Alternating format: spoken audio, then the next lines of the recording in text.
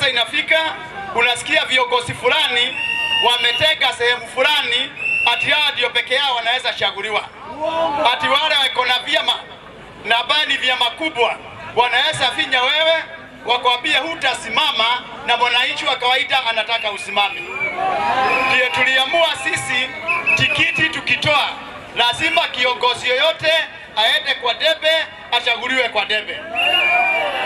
Sasa hii unaona ukiingia vyama kubwa unaanza kutengwa ati wewe huwezi na mwananchi hajasema huwezi.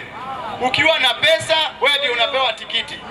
Tukaamua mara hii kama ni King'ori amekuwa ameteswa kila mwaka akienda kwa debe anaambiwa ashuke.